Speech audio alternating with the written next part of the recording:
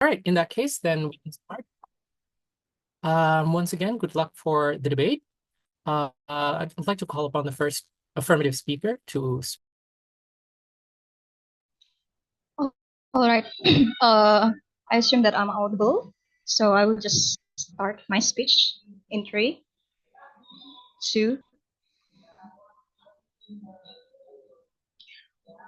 1. For so many years, women living under the system that is basically very corrupted and not giving any kind of beneficial to them. Women over the age of modernity, this is explained why live-in culture actually exists. Women over the age of modernity or even industrial development, the age of capitalism where means of production mostly beneficial to men or even owned by men, is basically promoting this kind of live-in culture for the sake of, I don't know, promoting the adaptability, self-actualization of women that to be in order to be viewed as capable or even at least on the same level with men in general. This is why lean-in culture exists and being promoted. Modernity actually shapes lean-in culture as the most ideal form of self-actualization in coming from women, becoming the norm that encapsulates all of the women's movement to simply obey the rules and prove that we can earn something, we are worth it. Every kind of challenges that we're through right now is basically worth it after all because you can actually become the CEO or even climbing the corporate ladder or even having any kind of profits coming from your corporations whatsoever.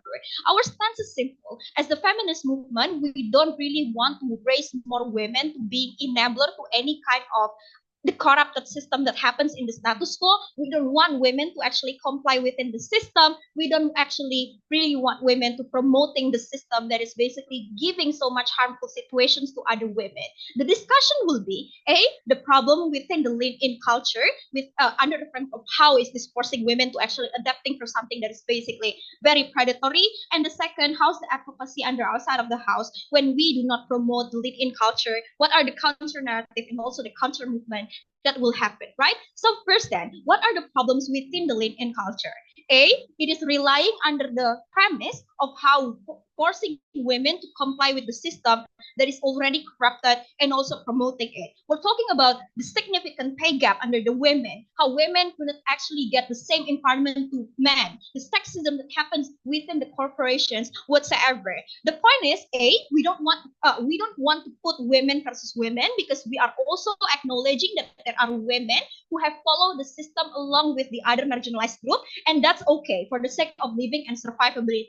The problem relies on the women that is basically more capable than the other women that is basically marginalized or even quote unquote unfortunately having less educated than the other, for example, to promote or even getting this kind of narrative as something that is okay in the status quo. But be them, what are the actors that most likely promoting the live-in culture and who most likely promoting the system? We think that all of this kind of thing actually benefits or manifests in terms of in the social media. The Western privileged women, for example, who grows in a very supportive environment, promoting that in order for you to become CEO, writing your own books, whatsoever, you have to facing these challenges and you have to comply with these challenges because all of this kind of thing is basically worth it, right? We think that the spectrum of women is most likely will promoting the system exactly because they know that the system is corrupted, but they succeed anyway under so many relying factors like educations or even the very supportive system, unlike the other women that goes in the more marginalized society, like in the rural area whatsoever. Form of their promotions then. We think that promoting it is in the form of promoting the narrative that is very important to women to actually actualize themselves by proving that we also can do this to the man-centered system or even in a very male-dominated system, right? To follow the meetings, to abandon, for example, your families or even your education for the sake of climbing corporate ladder or also proving yourself. What are the problems then that we like to discuss? We think that this lean-in culture actually promoted by most likely privileged people that often being echoed by this kind of privileged people, encouraging a lot of people under the system that is very marginalized and corrupted to do the same thing. Which is, there is a gap in terms of who able to promote or even can follow this lean-in culture with minimal harms or even minimal consequences at the end of the day. But be that the system that being built in the status quo is never beneficial for the women. Why I say so? Because first, taking a look at how corporate culture is basically inherently toxic. It is a form of capitalism which and allows you to actually gain so much profits for someone, or even the men's under the productions whatsoever. Every people, our standards right, every people that join the system was actively got criticized. But the problem within the women that criticize this is a women should never be of a women knows exactly how is it being like women living under the male dominated fields or even the very patriarchal system is basically living under their own bubble that have so much supportive system, right? Criticizing them means that first we want them to be aware with the social conflict and awareness and to be more vocal toward those who are more marginalized people if you are the privileged one. But second, we want them if you grow with and having so much power to have the incentive to change the system, or even if it is very hard, if the opposition say that it is hard, at least you're have or even having this kind of incentive to discussing the right movement or even the right changes and advocating them because you already have the power because you're presumably a very successful and privileged woman then. But yeah, playing under the scenario, even if you're not very privileged but promoting this, we think that they will not hurt, or even in the very best in the very worst scenario got cut off from the a lot of their achievements. We think that it's okay because at least as feminist movement, our weakness is relying on too much on the women that is actually being put women versus women in the status quo under the capitalism movement. At least what we want to champion is about the solidarity and the unionizing. At least you know that the system is corrupted. It is only ends with you and you're not being enabler by promoting all of this kind of not worthy system to every people. Putting women versus women is currently happening in the status quo exactly because the capitalism, even the corporations and the system want to all women, for example, to stop being rebellious, and then they give you a lot of I don't know the work or whatever for the sake of profit efficiency because they're aware that the whole system is not friendly to women anyway, right? But see then, we think that the self-actualization must be comes within in the form of you unionizing for the sake of creating a very robust development in terms of the women and protecting other women that do not have any kind of incentive to show or even creating and being the part of the system, basically raising the empathy to one another.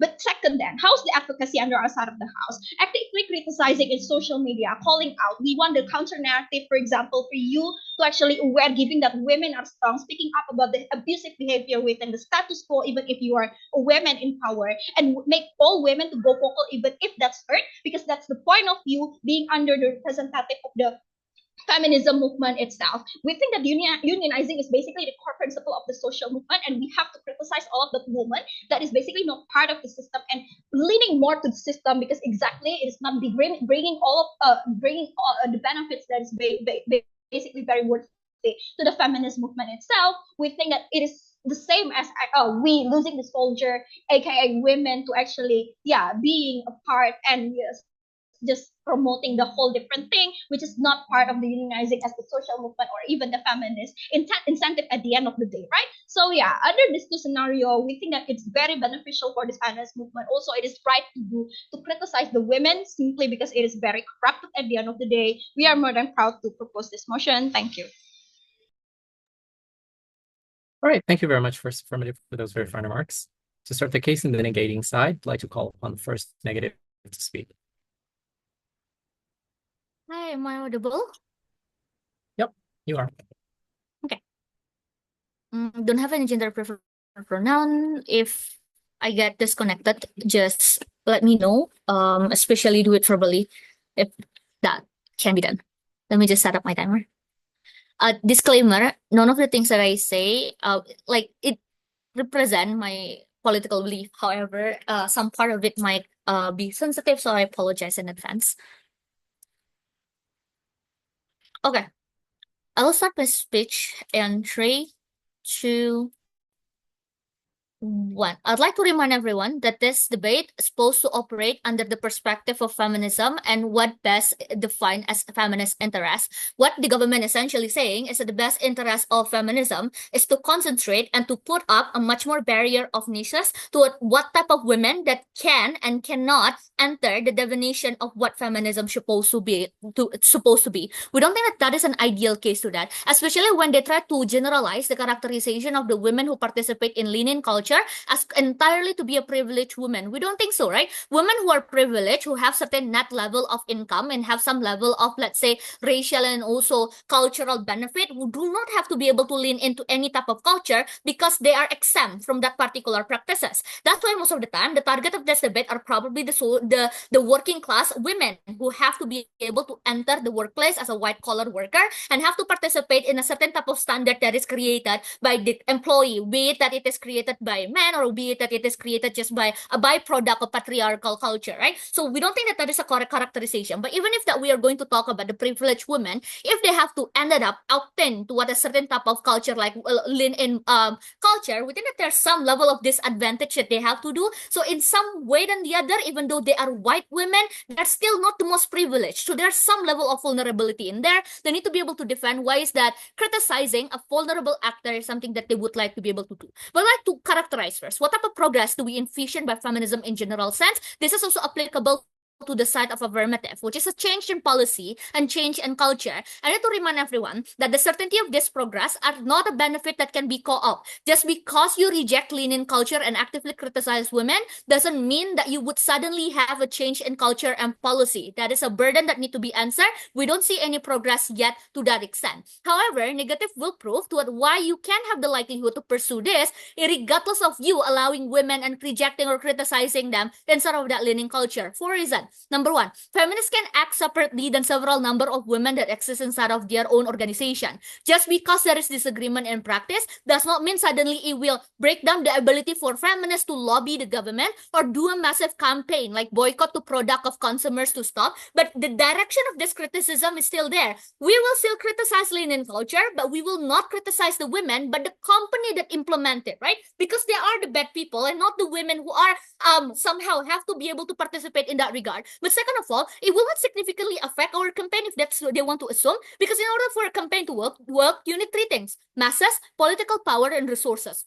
All these three things are still exclusively accessory regardless. Masses, access in a form of women who don't have to participate or have to participate in lean-in culture, but behind that particular role that they have in a company, in their house, they are still in feminists. Their burden is to explain why then the existence of masses will significantly decline or improve in their side of the house, but we would argue that it will decline in their side of the house due to disagreement with the criticism stance, because criticism cannot just be agreed upon by all the people, especially people who call themselves feminists, as personal and as important the decision of working in a certain type of culture should be to what the women, which I'm going to explain further. But political power and resources is still there. It can be obtained through existing method of campaign by investing through political leader that fit our policy, or through actively campaigning for a betterment in the standard of workplace by raising awareness, by consistently broadcasting that we care about the culture that is implemented by corporation. So these are an anticipation to tell you that we still have that particular progress in our side,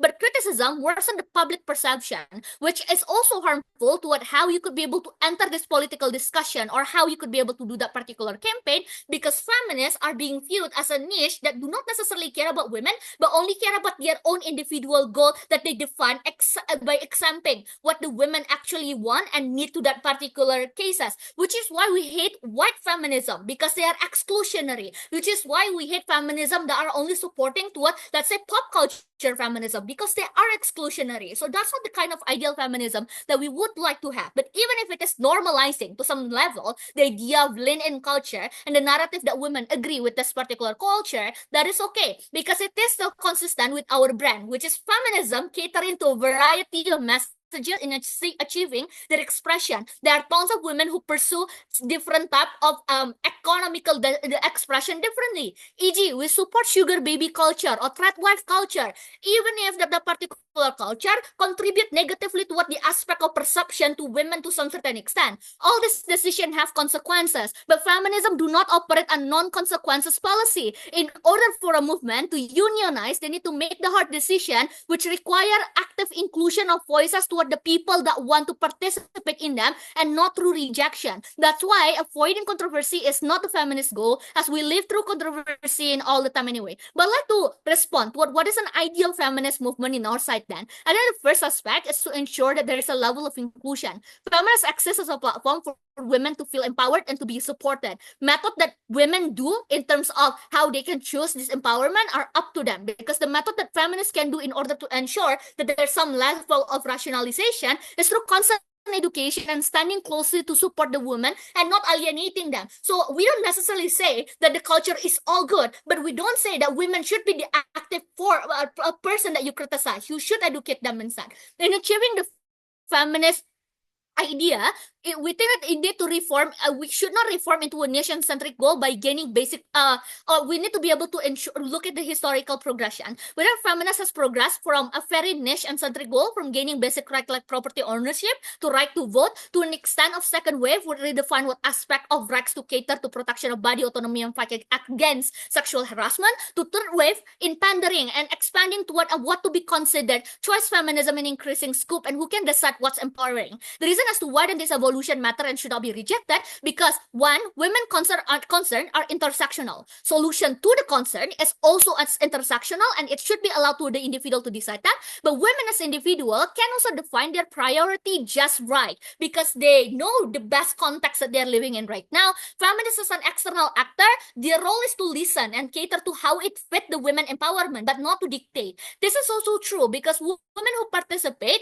it's not like what affirmatives say. They are not as gullible. They're aware that it sucks to be able to participate in linen culture, but they make the decision to do that anyway because they need to.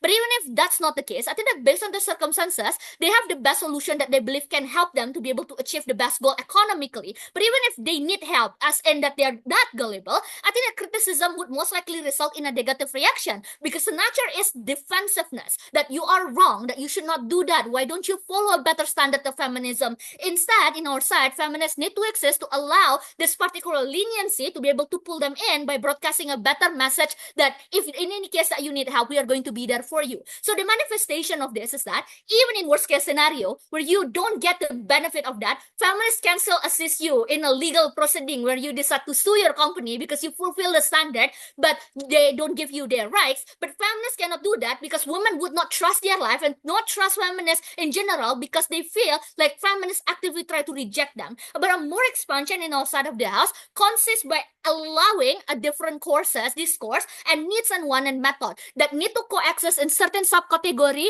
that feminists need to be able to protect in order for us not to only to have more number, but to have more consistency in defining what type of method that can be defended and cannot be defended, because we cannot interject what we think as moral and not moral to each individual woman to begin with, more than proud to propose. Okay, thank you very much on first negative for those very fine remarks. To continue the case in the affirming side, I'd like to call upon the second speaker, please. Okay, give me one sec, just set my timer really quick. Okay. Before that, am I audible? Yeah. Oh, sorry. Okay, anyway. Starting my speech in 3, 2, 1. The prerequisite of the union as a movement is acceptance among others and discussion with another that has very different opinions, even the evil one in the end. We acknowledge that feminist movements are very prone to false discussions, and we do believe that only by rejecting or criticizing, this is the only way to provide this discussion into it. Even if we decline in this debate, it is very justified to do so, and we explain it in our debate later. But few responses towards the our opposition team. One, I think that even in the most ideal form, we're doing act of radical is still justified in the end, because how we as a movement are not characterized not only based on our knowledge, but also how exciting happen in the status quo right now. A lot of this kind of thing happen in the status quo right now, i.e. the white traditions that have been a discussion in the past because people truly believe that the capitalism has changed the system in the end. This is one of the discussion that lack inside of the opposition team, exactly because there are no explanations regarding this calculation, i.e. the sugar baby and white that seems very fake in the end. We do question this, however, on how this kind of capitalization will able to provide the system that will try to champion in the end. Even so, this means that the brand of feminism in the end will be achieved because exactly not criticizing it mean we will not contribute to anything at all. We will just be the listener that exactly has been the point of opposition team that we will not champion in this debate. Because telling everything that is okay or not in the end is our job to do so, to provide not only the political incentive, but also to participate as a movement itself in the first hand, and to provide everyone inside of our movement is to provide the best method in the end, in the first hand, right? But the second thing, exactly because of this woman will not suddenly accept this kind of idea is the reason why we need to criticize, because perception of criticism will be there anyway. There will be clashes that happen inside of this movement. The matter is that, are we going to criticize one kind of subtopic or not in the end?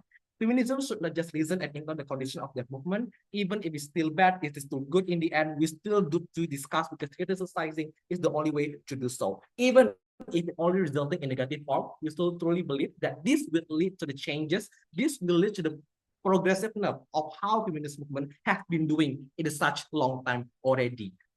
Opposition failed to do so exactly because they reject the idea that coming from them, that coming from us in the end, because we truly believe that progressive is very important and we will not stay in one place only. But the last thing, we truly believe what feminists can do and cannot do in the end didn't matter in this debate, because our main goal is just to cater this kind of people only, and feminist movement only able to do it by doing the discussions in the first time.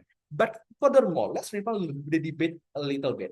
My first speaker only taught you about how this will be create a change and how the mechanism will be, but I will be explaining about the counter narrative in the end. One, how the counter narrative will look like and how it's going to affect towards this kind of feminism. Two things. One, we truly believe that the counter narrative will be totally about how the changes will be, i.e. people will start discussing about this kind of thing, people will start criticizing this kind of thing in the social media or example towards that. But the counter narrative that we want to prove to you is the how the society will be able to accept each other in the end. And this is why union is very important, my first speaker said, and we truly believe that discussions is the only way to provide this kind of union in the end, and this kind of other things as well. Even discussion in other social movement like Black Lives Matter, etc., are still likely to be prone toward this kind of, I don't know, forced discussion or things like that. The inherent feminism itself is a check balance in the end, because we may realize that our form is never perfect and other performs are not perfect as well. This is why we would actively criticize. But why we would not perform any sanction towards this kind of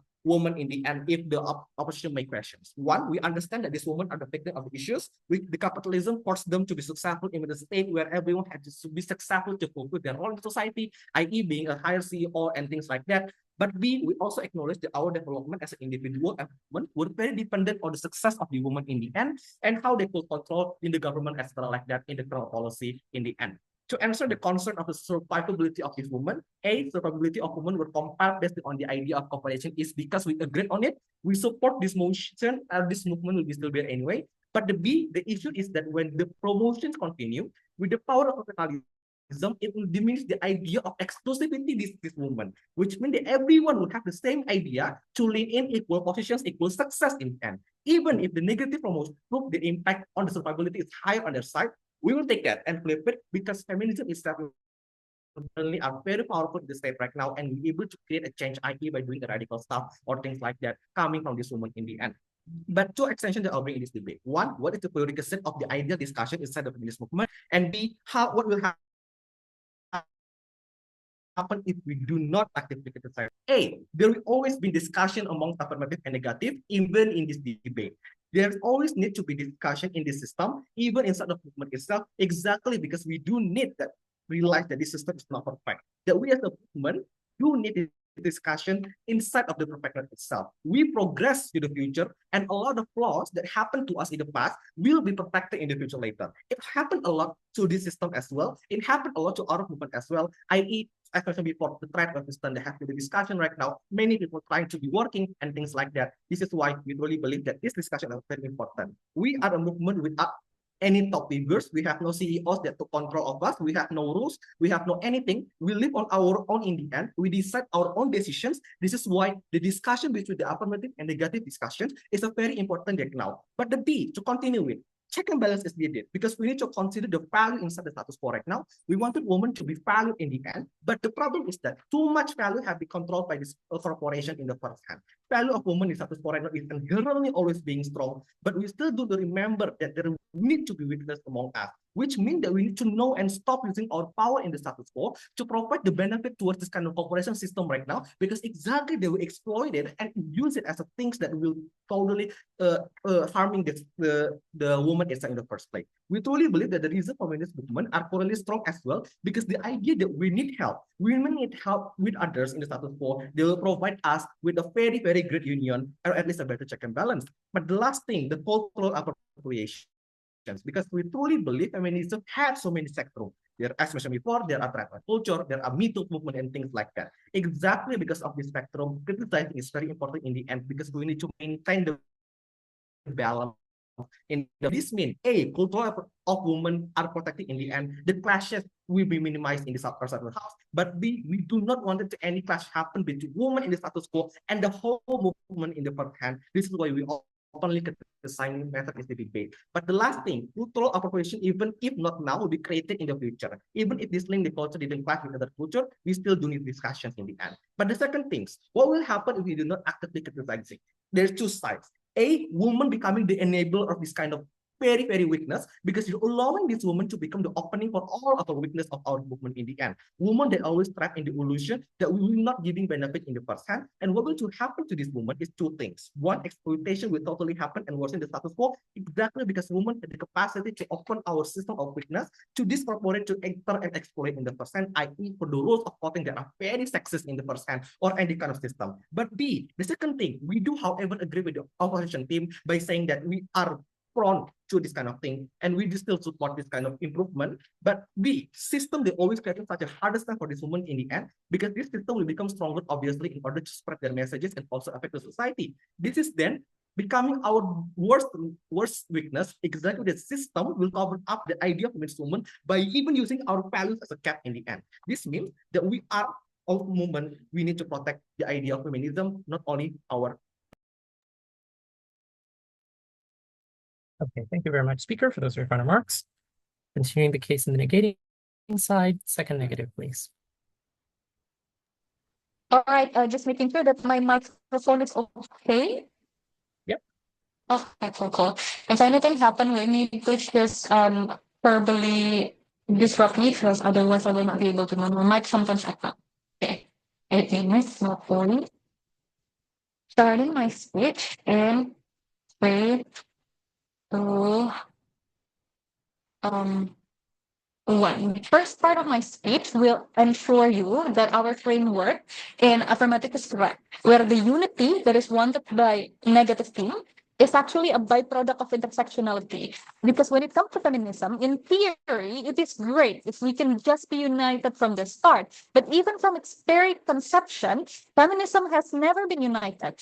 The fact that we have a lot of waves, even in one area, and how some other geographical part of the world is still stuck in second wave and a third wave, shows already that the progress of feminism has always been very localized. That's why before you can achieve unity, before we can all come to the same page, we need to accommodate intersectionality to be able to exist. We need to allow women who still need to survive by adopting backwards values that might in a way compromise their freedom and compromise some form of their self-actualization. Or maybe we need to also come to term that some women are empowered that way, and that is okay. So that's the framework that we are going to use. But before I move to everything else, let me just clarify one thing. EPM said that negative discussion will result on progress somehow. I don't think so, because first thing, you don't need to do that. If we do not criticize the women, people are still able to talk about how bad the culture is. There is a separation on calling out the corporate culture that is masculine-centric in itself, and calling out the women. Those are two separate things. So you can call the culture without calling the people who are acting within it. If affirmative is afraid of these women being used as like model minority, for example, to be propaganda model against other women who wish to be traditional and be empowered in their liberalism, for example, I don't think that will be an issue. We'll tackle that later on. But secondly, if all women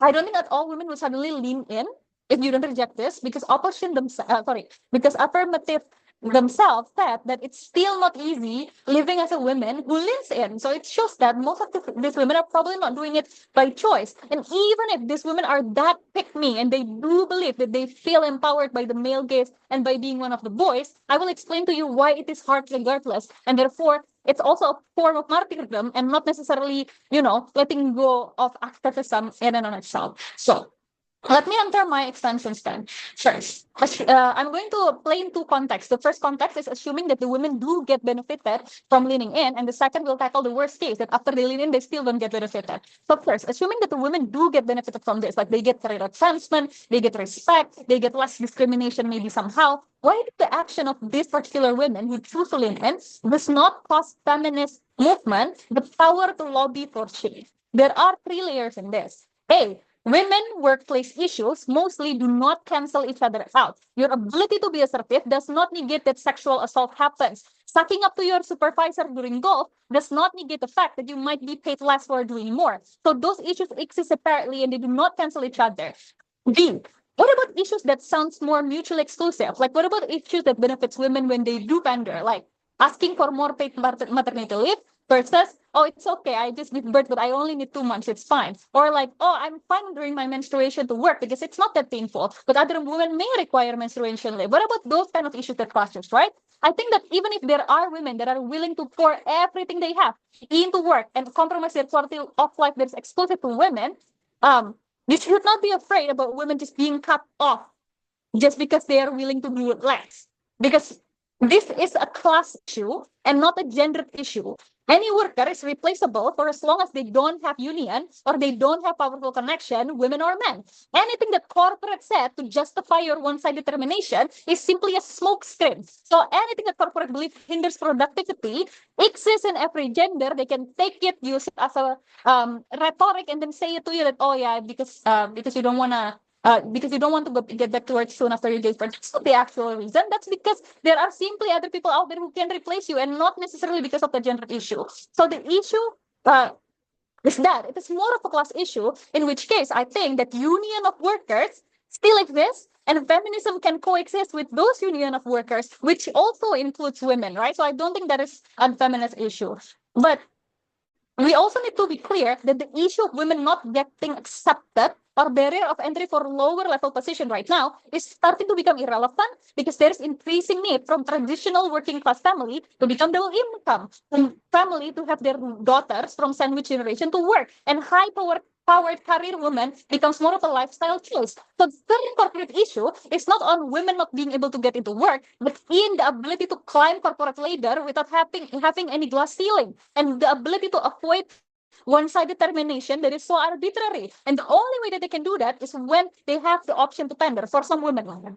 Let's see. Response to LO's tagline that power lies in unity. I think just have reminded you of three things. One, privileged women are exempt from abiding to any culture because they can do whatever they want, because privilege means having choices. Most likely we're talking and depending about middle class. And as a woman, do you really have a choice, even if you're a middle class? Secondly, enjoying benefit does not equate automatically denying that benefit for other individuals. Just because you are a high-powered attorney that does not have like PMS issue and you can just work 24/7, does not mean that they will immediately say, oh, you're a loser though if you have to lie down just because you have PMS and just because you have PCOS. I don't think that the train of thoughts will automatically be like that, because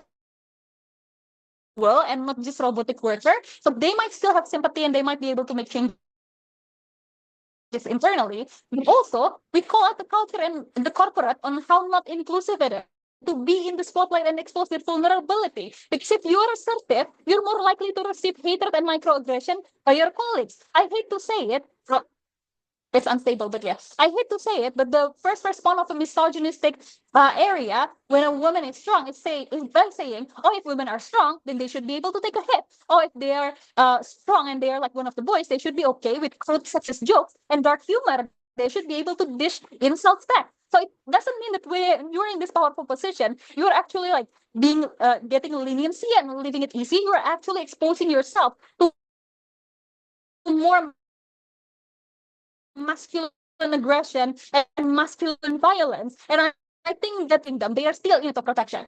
Secondly, right, let's talk about when they are doing everything right with women and they still get discriminated. Like they're so good at golf, they're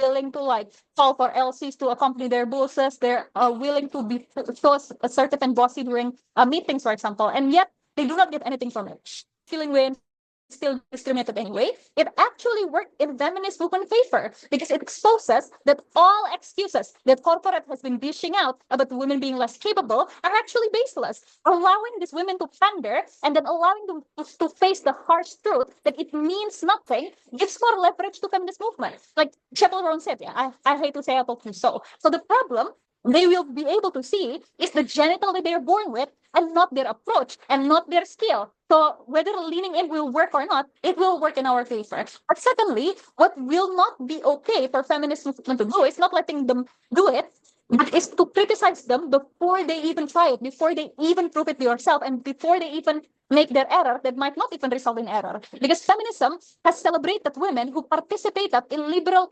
culture and hyper feminine culture, even when it is harmful. Sex work that preys on the poor and mentally vulnerable, that and sugar baby that have less standing in their relationship. I think that it's hypocritical for us not to also celebrate traditional hardworking females, and that's why we beg to push.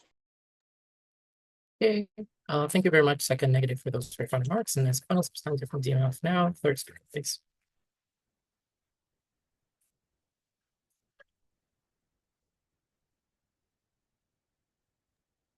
Check. Am I audible? Yep. Cool. Thank you.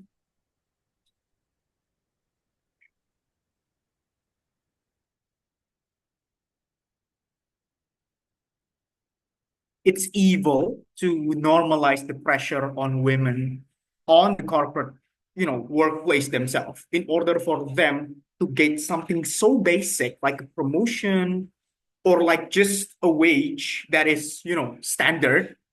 They need to do this. They need to buy into this culture. They need to do all sorts of things. Meanwhile, their male counterpart can just do their job and do their job well. They can get promoted. This general unfairness in the working culture that is pointed towards women, all wages agree, it's pointed towards women, made it so that in order for women that is being the pointed victim of this kind of abuse, for them to not only engage but promote this kind of culture that leans into the quote unquote male gaze or like the byproduct of patriarchal system in the corporate culture, not only requires them to live a highly sheltered and very supportive life that is kind of disconnected to the whole middle to low class workers that are again, they said it's a class problem. So what we're trying to champion is the idea that feminism as a movement should engage in a pointed discourse towards a clear goal on what do they want to achieve. My second speaker already told you that the prerequisite of change is discourses that are pointed towards something. What that something is, we've defined to you from my first speaker, is a clear change on the culture that clearly abuses women. And what we criticize are the fact that women themselves, who are victims of this system, being not only engaging but promoting this kind of system, which is just evil if you think about it. A few things that, two main things that I would like to talk with this debate and why our team deserves the win in this particular round. First, our analysis of promotion of lean-in culture and engagement to it from the feminist movement. Second, is how a sense of unity is the prerequisite of any kind of change that the feminist movement goal is trying to reach. First, let's look at the promotion of lean-in culture and engagement. My first speaker already said this. There is a difference between women that promote this kind of thing and women that just simply engages in order to survive. She already stated that survivability for the sake of survivability is something that is okay. You can engage into a system that you know is wrong, and while criticizing it all the same. We do it all the time. We live in Indonesia. We engage into its unfair tax system. We engage into its ridiculous administrative system, but we criticize it all the same. But for women to promote this kind of thing, not just means that they are willing to do this to survive, but they believe that other women should do it too. And that they believe in order for them to self-actualize, they need to bootleg this kind of male that creates this, patriarchal, harmful system at the end of the day.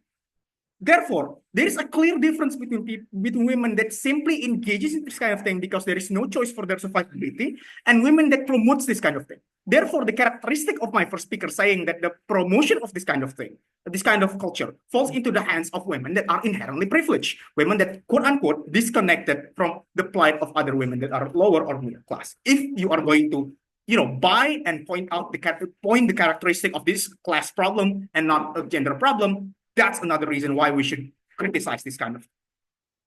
That's the main point on why our analysis on promotion and engagement is so much better. Because first, we already charitably told you that the promoter are not just all women that engage in this kind of system, but women that specifically believe that there are certain benefits in this kind of system. This characteristic becomes important into my second part regarding the sense of unity. Three main responses first that I would like to, levy against our opposite. First, the idea that comes in their first speaker regarding the fact that women should be educated first instead of simply being demonized or scrutinized, criticized, whatever the word is. Because if there is no education, then these women are therefore unable to engage into kind of productive discourse in the feminist movement themselves. We question simple logic. How can you educate someone that is quote unquote wrong based on the values of your movement without criticizing them buying into the very system that harms your own members? In order for you to educate these people, you need to criticize the culture that they opt into. Never, not even a single word uttered by my first and second speaker promotes the idea that we belittle and demonize these women for the choice of life that they engage in. We simply say that engaging into this culture means that you're engaging into something that's toxic to other women. Therefore, we criticize your engagement to it, not necessarily that we criticize you as a person for being it. That's a clear reason and why, concept of education doesn't even work at it.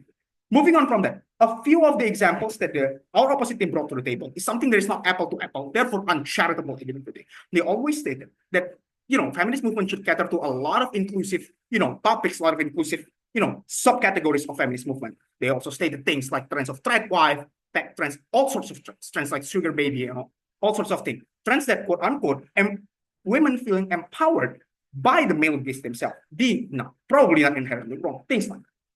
What I would like to question is that these trends have changes that are non-quantifiable. Their changes are more abstract. What they are championing is the idea of women being accepted into the social eye through so many lots of empowerment that are non-quantifiable. Again, in our case, my first speaker already said, the sense of change is clear. Shift the culture, policy change into fixing all sorts of workplace issues that plagues the women in this kind of culture. Therefore, through criticizing women that buys into this kind of thing that are harmful, we also put the broader narrative of the system being at fault.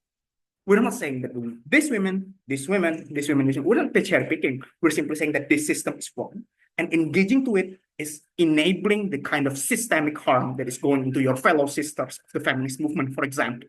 Therefore, even if the promoter becomes agitated, offended, does not want to engage, what's the harm? Going into another response that I would like to find is the idea of their hesitance and outright fear of alienating members. We say if the members are unproductive and does not buy into the concept of unity that you're trying to fight for, what's the point of you holding onto that unproductive member?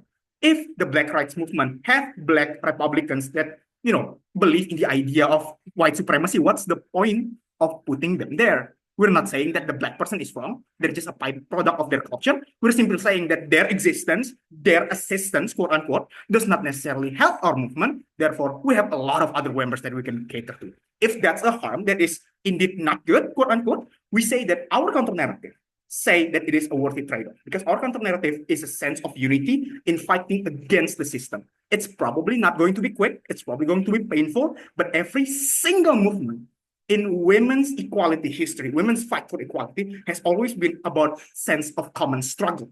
If, let's say, women's suffrage, let's say, the Black women labor movement of 1960s in America, for example, every kind of movement has always been about, we're suffering the same plight, let's fight the system that's causing this plight. It leads to women being able to vote, women being able to go into work, women being able to have, the same chances of men at education, because they have the sense of unity. If your sense of unity as a feminist movement is diluted even by the most subtle idea of buying into this harmful system being beneficial to you, we don't get why alienating members that buy into this kind of, concepts harmful to your movement. Therefore, we say protect the women through sense of unity and criticizing those that buy into harmful systems against your movement. Thank you. Okay, thank you very much, third affirmative, for those very fine remarks. And finally, to close the substantive part of the debate, third negative.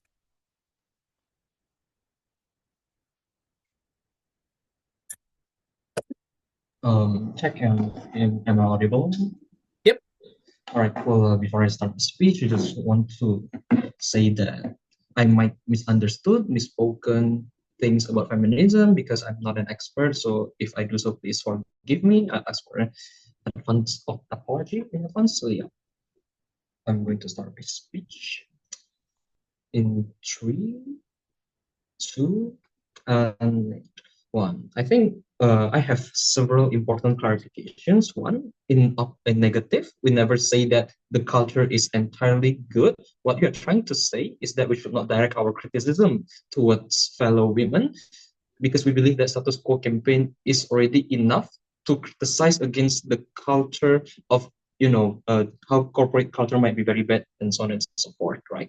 But number 2, then, I think engagement and promotion cannot be differentiated, because the act of participation in and of itself is a form of promotion that is a way of life that several women choose, and we believe that this is the women's choice, therefore we support it, right? But even if this debate is about promotion, I think we have already discussed why voice of women cannot just be rejected, because we believe in empowerment differently from the affirmative. I think my first and second speaker have told you about why women have different ideas on how to empower each of themselves, and we think every woman's concerns is valid, right? But second clarifications, then, I think feminism is all about inclusion to begin with and empowerment of women, right? As long as we can achieve this, I think the feminist movement should be fine on however women wants to empower themselves. I think there were 2 main clashes in this debate. I think first, it's about what values feminist movements should hold dearly,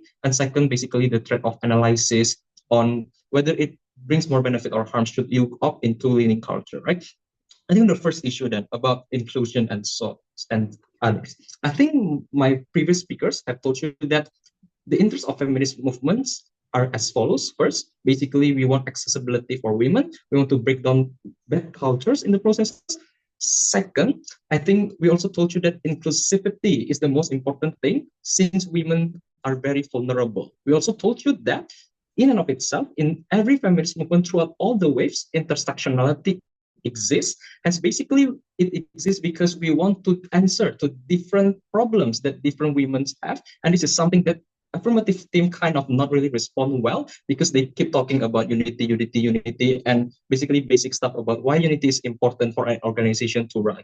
I think then this is my first responses towards the affirmative team. I think their main goal is about unity, right? And I think there are several questions to be answered. I think one, if their goal is unity, why then suddenly criticizing and slandering other women is the way to achieve these things? So I think my first speaker have told you that this kind of thing is very not inclusive, since women pursue different type of needs, right?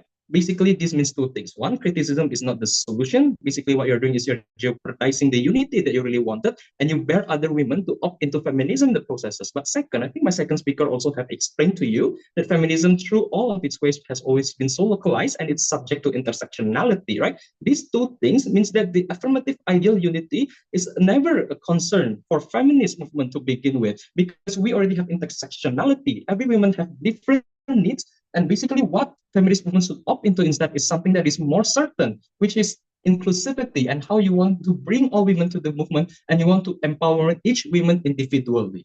I think then the way is simple on this clash about what feminist movement should focus on. I think it's about which one better caters to the feminist goal of women empowerment. In affirmative, what you get instead is basically division in feminism. Basically, you make women feel that feminist movement is very hard to follow. Basically, you also make people or women in general think that feminist movement is something that is very exclusive only for those people in higher and upper class can provide this, because they are never born with circumstances that force them to opt into the already toxic culture, right? But at least what you get in negative theme. In negative theme, at least we believe power is power, right? As long as individual women can reach their goal in life, reaching all the economic benefits they needed to sustain their life, I think we as a feminist movement could see women have already succeeded in individual scopes. I think this is, in this regard, feminist movement succeeded in negative side. But then on second issue then about the trade-off analysis of leaning in culture, right? Basically, our stance is simple. We think this culture is not as toxic as what the affirmative team have tried to explain to you. But furthermore, I think I have several points in these clashes. I think one, affirmative team wants society to accept feminism, right? Basically, they told you that they want discussion and discourse is their main goal. But notice that discourse is not the magic potion that suddenly make change within society. There should be a sufficient process analysis on how does it looks like and how it suddenly changes people's perception. It's not like how second affirmative explain it in a rhetorical way, such as you can decide things by yourself, or how suddenly progress will happen anyway because we are talking about it. There is no clear logical explanation on how you push change through criticizing other women in affirmative side. But B then, I think compromises is the way most organizations keep things in order and united, and you can always go being too idealistic, right? Sometimes realistic concessions must exist. This is also linked to the idea of unity from team affirmative, right?